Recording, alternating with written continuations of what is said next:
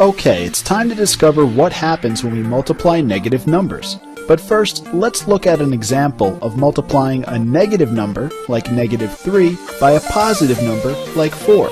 Well, this means we're taking negative 3 and adding up 4 of them. So negative 3 plus negative 3 plus negative 3 plus negative 3. What does this sum equal?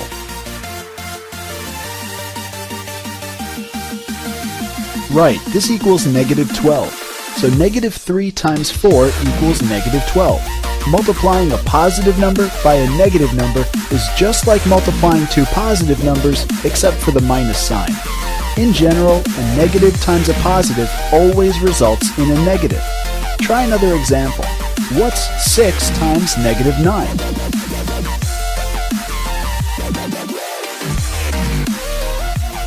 Exactly. While 6 times 9 equals positive 54, 6 times negative 9 equals negative 54. Next, what do you think happens if we were to multiply negative 8 by 0? In other words, if you have 0 groups of negative 8, how much do you have? Exactly. Any number times 0 equals 0, even when that number is negative.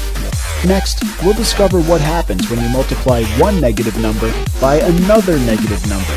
But first, let's make sure you remember the distributive law. Suppose I'm multiplying negative 5 by 7 plus 3, where 7 plus 3 is in parentheses. Which of these expressions equals this one? And click down here if you'd like to review the distributive law instead. Exactly, these two expressions are equal. Whenever you add or subtract numbers inside parentheses and then multiply that sum or difference by another number, you can distribute the outside number. So we have negative 5 times 7, and we're adding that to negative 5 times 3. Let's try another example.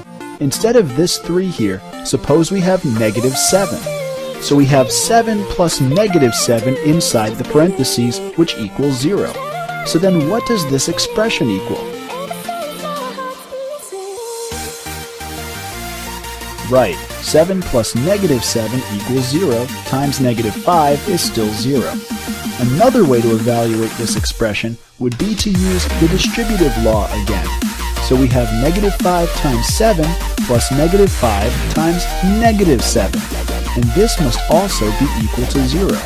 And notice that we're multiplying two negative numbers over here.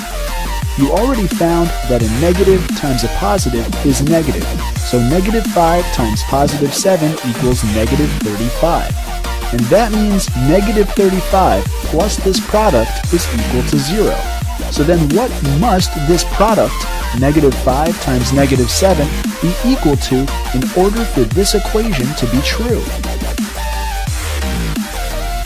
Excellent!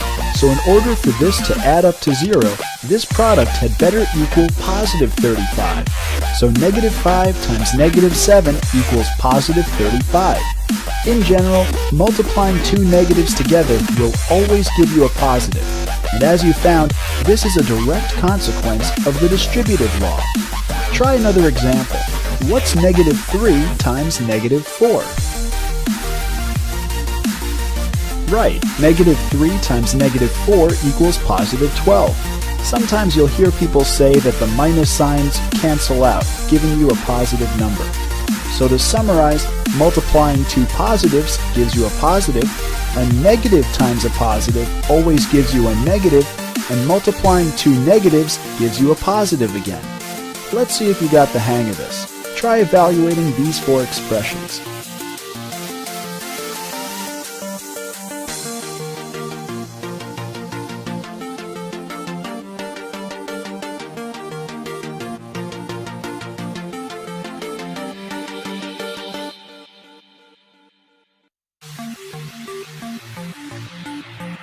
Nicely done. So here are the answers you found. Okay, here's the last question.